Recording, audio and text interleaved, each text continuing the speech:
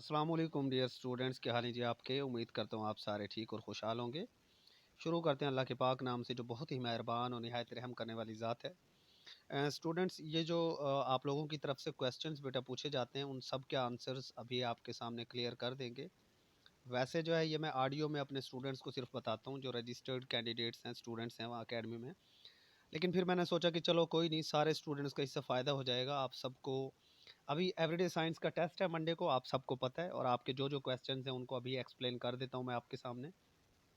जिन questions पर भी आपको डाउट है या कोई प्रॉब्लम आ रहा है, और आपको पता है कि जो एवरीडे साइंस है इसकी बड़ी इंपॉर्टेंस है पीपीएससी और एफपीएससी, इवन एनटीएस के पेपर्स में, पीटीएस के पेपर्स में। एफपीएससी में तकरीबन जो है 8 से 10 एमसीक्यूज आते हैं, और अगर मैं पीपीएससी की बात करूं तो पीपीएससी में भी कम बेश 5 से 8 ही पूछ लिए जाते हैं। लिहाजा बड़ा इंपॉर्टेंट है, एवरीडे साइंस को आप इग्नोर नहीं कर सकते। कल टेस्ट है, और ज़ाहिर है टेस्ट आपके पास, आपको मैं डाटा सारा लेक्चर्स भी आपको मिल चुके हैं। जो एवरीडे साइंस का कल जो टेस्ट है बेटा, उसके अंदर आपके लेक्चर नंबर 1 to 4 हैं, और जो नोट्स हैं वो भी आपकी फाइल्स 1 to 4 ही हैं, और इनका कल आपका ऑनलाइन टेस्ट है। ठीक है। एक सब्जेक्ट को हमने टोटल 10 डेज देने हैं, 100 डेज का आपका सेशन होता है, आपको पता है, और 100 डेज में आपके 10 सब्जेक्ट्स सारे के सारे पीपीएससी एफपीएससी के कवर कराए जाएंगे। चलें देर नहीं करते, सबसे जो पहला क्वेश्चन C1110 लारेब ने शुजाबाद मुल्तान से पूछा है, और ये कहते हैं कि सर एक क्वेश्चन है, the second most abundant metal found in the earth crust is, और यहाँ पर सिलिकॉन लिखा हुआ है। देखें, अगर क्वेश्चन वो आपसे मेटल पूछता है ना, सेकंड मोस्ट अबंडेंट मेटल, तो इसका जवाब ये गलत है। मैं आपको अभी इसके करेक्शन भी करा देता हूँ और इसकी एक्सप्लेनेशन भी कर देता हूँ कैसे। थोड़ा सा इसको थोड़ी देर के लिए ना इस क्वेश्चन को आप भूल जाएं। मैं आपके सामने ना एक बात कर देता हूँ, मैं कहता हूँ कि बेटा याद रखना, ओ साई, ओ साई, याद रखना। जैसे कोई बंदा आपसे कोई आपको कोई बात बताता है ना, तो आप कहते हैं ओ सही, ओहो ओ सही कह रहे हो यार, आप ओ सही कह रहा है, ओ सही कहते हैं ना सारे सामने से, ओ सही। अब ये ओ सही क्या, आप कहेंगे सर ये ओ सही आप क्यों कह रहे हो यहाँ पे, तो मैं ट्रिक्स आपको बताता हूँ बेटा। स्मार्ट स्टडी यही होती है। ये जो ऊपर वाले ओ एस है ना, ओ से बनता है आपका ऑक्सीजन, ओ से क्या बनता है बेटा आपका ऑक्सीजन, और एस से आपका बनता है सिलिकॉन। इसको ये आपको आराम से अब याद हो जाएगा, ठीक है। और जो नीचे वाले दो है ना, वो ए से आपका बनता है एल्यूमिनियम, ए से क्या बनता है आपका एल्यूमिनियम, और आई से आपका बनता है आयरन, आई से क्या बनता है आपका आयरन। अब ये चारों आपको याद हो जाएंगे बड़ा इजीली। अब इसके अंदर मैं मजीद तकसीम कर देता हूँ। ये जो आपके ऊपर ऊपर वाले जो दो आपके पास पड़े ना, ऊपर वाले दो, ये आपके पास है नॉन मेटल्स। ये आपके पास क्या है, नॉन मेटल्स है। ऊपर वाले दो क्या है जी आपके पास, नॉन मेटल्स है, ये जहन में रखिएगा। और ये जो नीचे वाले दो आपके पास हैं बेटा, ये क्या है आपके पास, मेटल्स हैं। तो मुझे उम्मीद है कि अब आपको बात कुछ कुछ समझ यहाँ तक आ गई होगी कि सर समझाना क्या चाह रहे हैं। देखो, अगर वो आपसे पेपर में पूछ लेता है ना कि मोस्ट अबंडेंट नॉन मेटल कौन सा है अर्थ क्रस्ट में, सबसे पहला एलिमेंट वो है ऑक्सीजन, पहले नंबर पर वो से ऑक्सीजन है ना। फिर वो पूछ लेता है दूसरा मोस्ट अबंडेंट एलिमेंट कौन सा है, एलिमेंट, तो यहाँ पर क्लियर आपको नजर आ रहा है दूसरा कौन सा है, सिलिकॉन। ठीक है, पहला ऑक्सीजन हो गया, दूसरा सिलिकॉन हो गया, तीसरा एल्यूमिनियम हो गया, और चौथा आयरन। अब मैं इसके मजीद डिवीजन कर देता हूँ। वो अगर आपसे पूछ ले कि पहला मोस्ट अबंडेंट नॉन मेटल कौन सा है, तो नॉन मेटल पहला कौन सा है, ऑक्सीजन। नॉन मेटल दूसरा कौन सा, सिलिकॉन। और अगर वो मेटल पूछ ले, तो मेटल में पहला है एल्यूमिनियम और दूसरा है आयरन। यानी मेटल में अगर बात कर ले तो नीचे वाला ओ सही में, ए से एल्यूमिनियम, आई से आयरन, ओके हो गया। तो मेटल में दूसरे नंबर पर कौन सा है बेटा, आयरन है। लिहाजा ये जो क्वेश्चन है ना यहाँ पर, उसने पूछा है सेकंड मोस्ट अबंडेंट मेटल। जब वो मेटल कह देता है तो ये सिलिकॉन यहाँ पर गलत हो जाएगा, और सही आंसर क्या होगा, आयरन। सही आंसर क्या होगा, आयरन। लेकिन हाँ, अगर इसी क्वेश्चन में मैं इस मेटल के लफ्ज को हटाकर मैं यहाँ पर लिख दूं सेकंड मोस्ट अबंडेंट एलिमेंट, क्या लिख दूं, सेकंड मोस्ट अबंडेंट एलिमेंट, तब ये सिलिकॉन भी ठीक होगा। ठीक है। लिहाजा इस क्वेश्चन की करेक्शन अगर मैं आपको करवाऊं बेटा, तो क्या करनी है आपने, इस मेटल की जगह पर क्या समझ लो, सेकंड मोस्ट अबंडेंट एलिमेंट। लिहाजा एलिमेंट की बात हो तो सिलिकॉन ठीक है, second most abundant element silicon ठीक है। ये देख लो फार्मूला, ओ साई है, तो आप देख लो सेकंड पे कौन सा पड़ा है, सिलिकॉन ही तो पड़ा है। तो सिलिकॉन आपका क्या है, ठीक जवाब हो जाएगा यहाँ पर। ओके जी। तो लारा बेटा आपका क्वेश्चन यहाँ पर क्लियर हो गया। ठीक है, मैंने एक सवाल से आपको कई चीज़ें करवा दी। तो ये इस बच्ची ने यहाँ पर शेयर भी किया, ठीक है, ये आयरन है second most abundant metal, not element, element हो तो सिलिकॉन। हाँ जी, ये एक और क्वेश्चन, C 126 सोफिया ने मुल्तान से पूछा है कि एओ सर फाइल नेपच्यून में जो है 13 मून है या 14 मून है, इसको कंफर्म करें। देखिए बेटा, नेपच्यून की जब हम बात करते हैं तो पुराने जो एमसीक्यूज की बुक्स थी या पीपीएससी एफपीएससी आप कोई भी उठा लो, उसमें आपको 13 जवाब मिलेगा ज़्यादा क्योंकि चेंज होते रहता ना। लेकिन अब क्या हो गया, सही जवाब इसका 14 हो चुका है। अब नेपच्यून के जो कंफर्म्ड मून्स हैं वो कितने, 14 है। इसके लिए नीचे हमारे एक स्टूडेंट ने ये लारेब ने ही C 110 ने शेयर किया, और ये टेबल बिल्कुल ठीक है। इस टेबल को अगर आप गौर से देखें ना, तो ये आपके 8 के 8 जो प्लैनेट्स हैं उनके मून्स के बारे में बताया गया है। कुछ मून्स दो किस्म के हैं, एक है कन्फर्म्ड मून्स और दूसरे हैं प्रोविजनल मून्स। प्रोविजनल जो है ना वो आर्जी हैं, मतलब उनके ऊपर अभी कंफर्मेशन स्टेटस नहीं लगा साइंटिस्ट की तरफ से या नासा की तरफ से, लिहाजा आप उनको कंफर्म नहीं मानते। ओरिजिनल जो हमारी लिस्ट है ना जिसको हम मानते हैं वो ये वाली लिस्ट है जो कंफर्म मून्स है, और आपने यही याद करने, यही आपसे पूछे जाते हैं। बाकी पीपीएससी एफपीएससी की अपनी मर्जी है जी, वो जो मर्जी भंड मार दे। मरकरी का कोई मून नहीं है, सूरज के बिल्कुल करीब है। वीनस का 0 मून, और अर्थ जो हमारा प्लेनेट है जी, एक मून है हमारा। मार्स के मरीख के 2 हैं। जुपिटर के 57 है, ठीक है। टोटल 80 हो जाते हैं क्योंकि 23 इसके प्रोविजनल है। सैचर्न के 63 हैं, और यही एमसीक्यूज में आपने टिक करना है 63, और प्रोविजनल 20 हैं, टोटल 83 हो जाते हैं। यूरेनस के 27 हैं, यही टिक करना होता है। और नेपच्यून के अब कितने हैं, 14 हैं। अब नेपच्यून के कितने हैं बेटा, 14 हैं, और प्रोविजनल इसके कोई है ही नहीं, लिहाजा इसका जो है जवाब भी क्या होता है, 14 ही होता है। ठीक है, तो नेपच्यून का क्या आंसर हो गया, 14। अक्सर पीपीएससी में जो पूछे जाते हैं ना, मैं आपको वो भी बता देता हूँ। एक तो बेटा वो अक्सर जो है ना इनके पूछ लेता है, पहले दो के, मरकरी और वीनस का 0। अक्सर वो मार्स वाले का पूछ लेता, बहुत बार पूछा है। सैचर्न का, और ये जो सॉरी, ये सैचर्न के 63 ये बहुत बार पूछा गया है, और ये अब भी आपसे पूछा जाता रहेगा। और फिर ये जो नेपच्यून है ये, और ये यूरेनस भी उसने बहुत कम पूछा है। जुपिटर का उसने बहुत कम पूछा है। हाँ, वो ये पूछ लेता है जुपिटर का ना कि सबसे ज्यादा जो है वो मून्स किस प्लेनेट के हैं। तो भाई सबसे ज्यादा मून्स किसके हैं जी, जुपिटर के हैं। सबसे ज्यादा मून्स किसके हैं, जुपिटर के हैं। अब ये जुपिटर के मून्स आपको कहीं पर 73 मिलेंगे, कहीं पर कुछ मिलेंगे, कहीं पर कुछ मिलेंगे, बट एक्चुअल तादाद यही है जो आपके सामने है। ओके हो गया जी। उसके बाद नेक्स्ट जी, कॉस्मोलॉजी के बारे में बात हुई आज। बिल्कुल जी, कॉस्मोलॉजी क्या है। Cosmology is a branch of physics and metaphysics dealing with the nature of universe. कई बार पीपीएससी में पूछा गया, बहुत बार, कि जो कॉस्मोलॉजी है वो किसके मुतालिक बात करती है, यूनिवर्स के मुतालिक। और इस टर्म को पहली बार यूज किया था एक इंग्लिश साइंटिस्ट, एक कॉस्मोलॉजिस्ट, जिसका नाम था थॉमस ब्लाउंट्स। थॉमस ब्लाउंट्स पूछा जा सकता है आपसे पीपीएससी में, ठीक है जी। उसके बाद नेक्स्ट कोई क्वेश्चन, हाँ जी, Pampas grassland is found in central Argentina, कई बार पीपीएससी में पूछा जा चुका है।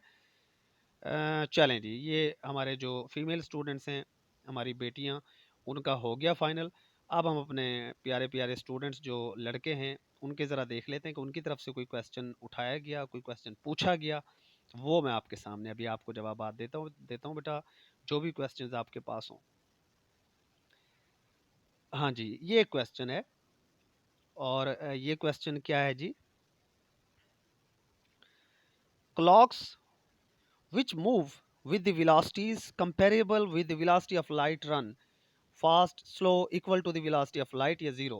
देखें भाई, सबसे पहले तो आपको ये कंसेप्ट क्लियर होना चाहिए। देखें, ये स्पेशल थ्योरी ऑफ रिलेटिविटी है आइंस्टाइन की, जो वेलोसिटी ऑफ लाइट के साथ अजसाम की स्पीड को कंपेयर करके आपको रिजल्ट बताती है। आपने एफएससी में पढ़ा होगा, टाइम डायलेशन, लेंथ कॉन्ट्रैक्शन, ठीक है, ये एक वो कंसेप्ट है।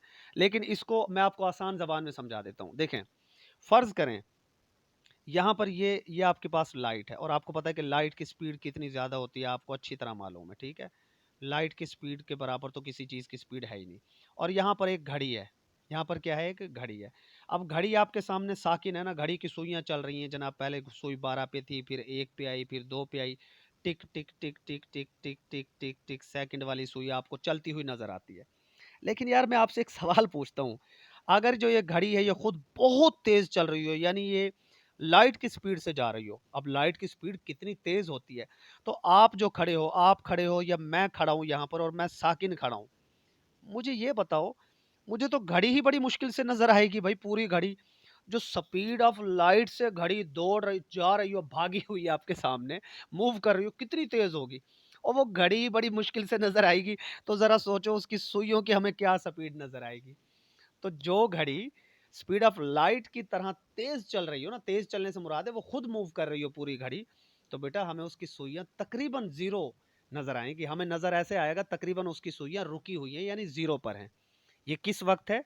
जब घड़ी स्पीड ऑफ लाइट के बराबर चले, यानी स्पीड ऑफ लाइट के बराबर खुद घड़ी की स्पीड हो, तब की बात मैं कर रहा हूँ। ठीक है? लेकिन यहाँ जो क्वेश्चन है ना बेटा, यहाँ क्वेश्चन पे आप ध्यान दें, clocks which moves with the velocities comparable with the velocity of light. Comparable का मतलब होता है कि तकरीबन बराबर, बिल्कुल बराबर नहीं। अगर घड़ी बिल्कुल लाइट की स्पीड के बराबर हो जाए, तब ये जवाब है। ठीक है, ज़ीरो। और अगर कंपेरेबल आए तो आपने स्लो टिक करना है। और मैं मज़े की बात बताऊं कि पीपीएससी एफपीएससी के हर पेपर में भी यही स्लो वाला जवाब ही ठीक है अभी तक। तो लिहाजा मेहरबानी करके आप अभी स्लो को ही ठीक माने, बस मजबूरी है। वैसे कंपेरेबल को आप इक्वल भी कंसिडर कर सकते हैं, बट कंपेरेबल का मतलब होता है तकरीबन बराबर। ठीक है, बिल्कुल बराबर नहीं। अगर वहां पर बिल्कुल बराबर वो कह दे ना, इक्वल का वर्ड लगा दे यहाँ पर, वेलोसिटीज इक्वल, तो आप ये वाला जवाब टिक करेंगे। कंपेरेबल दे तो आप स्लो वाला आंसर ही टिक करेंगे। ओके हो गया जी। क्योंकि जब एक घड़ी तकरीबन वेलोसिटी जो लाइट की स्पीड है उसके बराबर जा रही है, तो उसकी स्पीड, सुइयों की स्पीड आपको बहुत स्लो मालूम होगी, तकरीबन आपको वो ज़ीरो ही वैसे महसूस होती है। वैसे आप स्लो को टिक करेंगे। ओके हो गया जी। तो ये क्वेश्चन भी क्लियर हो गया। और ये क्वेश्चन पूछा था किसने जनाब? साजिद ने फैसलाबाद से पूछा था। C117 इनका रोल नंबर है अकेडमी में। उसके बाद जी नेक्स्ट क्वेश्चन, हाँ जी, नेक्स्ट क्वेश्चन ये फिर से जी, साजिद बड़े एक्टिव स्टूडेंट है माशाल्लाह मेरे, फैसलाबाद से। इनका क्वेश्चन है, ये कह रहे हैं कि सर जो रोशनी की स्पीड है, सॉरी साउंड की जो स्पीड है, वो एवरेज स्पीड हवा में कितनी है? तो ये कह रहे हैं कि सर जो हवा में एवरेज स्पीड है वो तो 755 तो नहीं है, वो तो 767 माइल्स पर आवर है। ठीक है जी, बिल्कुल ठीक कह रहे हैं। साजिद की बात बिल्कुल ठीक है, लेकिन बेटा यहाँ पर देखो एक लफ्ज़ इस्तेमाल हुआ है नियरली। नियरली का मतलब होता है तकरीबन बराबर। ठीक है, तो जो 755 है ना, वो 767 के तकरीबन बराबर है, लिहाजा 755 माइल्स पर आवर ठीक है। क्वेश्चन को जब भी मेरे बेटे पढ़ो ना, तो उस पे ध्यान दिया करो कि वहाँ पर वो नियरली, ठीक है, तकरीबन जो है कंपेरेबल, इस तरह का वर्ड वो यूज़ करता है, तो उसका मतलब बिल्कुल इक्वल नहीं होता। उसका मतलब होता है कि तकरीबन बराबर या करीब करीब। तो 755 भी ठीक है, 767 आ जाए तो वो तो बिल्कुल ही ठीक है। ओके, अब मैं मज़ीद थोड़ा सा आपको इसका बता दूं कि ओरिजिनल स्पीड जो है ना, वो होती है 343 मीटर पर सेकंड। ठीक है, स्पीड ऑफ साउंड जो एयर में ना 343 मीटर पर सेकंड होती है। लेकिन आपको पता है पीपीएससी एफपीएससी में कौन सा ऑप्शन होता है? 340। और आप 340 को टिक करके आते हो। हालांकि ओरिजिनल क्या है? 343 मीटर पर सेकंड। लेकिन जो 340 मीटर पर सेकंड है वो तकरीबन बराबर है। ओके हो गया। तो मीटर पर सेकंड में 340 या 343 ठीक है बेटा। और अब माइल्स पर आवर में देखा जाए तो 767 या 755 ठीक है। और किलोमीटर में देखें, ये भी पूछा जा सकता है, 1235 किलोमीटर पर आवर होता है। और मैं आपको ये भी बता दूं कि 1235 किलोमीटर पर आवर की जगह वो आपको तकरीबन बराबर करके ना 1200 किलोमीटर पर आवर भी दे देता है, तो वो भी ठीक होता है। लेकिन वहां पर नियरली का वर्ड वो यूज करेगा। ओके हो गया। अब आप कहेंगे सर ये मीटर किलोमीटर तो हमें चेंज करना नहीं आते, तो यार ये तो फिर अफसोस की बात है अगर आपको चेंज नहीं करना आते। देखिए अगर फ़र्ज़ करें मैं माइल्स, मुझे पता है ना कि सर 767 या 755, 767 माइल्स पर आवर फ़र्ज़ कर लो, मुझे पता है। ठीक है, 767 माइल्स पर आवर। अब मुझे ये भी पता है कि 1 मील में तकरीबन जो है ना 1 इशारिया आपके पास 61 किलोमीटर होते हैं 1 मील में या 1 माइल में। तो सिंपल बात है, इस 767 को आप ज़रब दे दो 1.61 से। जब आप इसको ज़रब दोगे ना, तो आपका जवाब आएगा 1234 या 1235 किलोमीटर फ़ी घंटा। किलोमीटर फ़ी घंटा, तो ये किलोमीटर फ़ी घंटा में जवाब आ जाएगा। कभी वो किलोमीटर फ़ी घंटा में पूछ लेता है, कभी मीटर फ़ी सेकंड में, और कभी माइल्स पर आवर में। रट्टा मारना है, सिंपल बात, नो बकवास। माइल मीटर पर सेकंड 340 या 343 मीटर पर सेकंड हो गया, ये पर सेकंड में हो गया।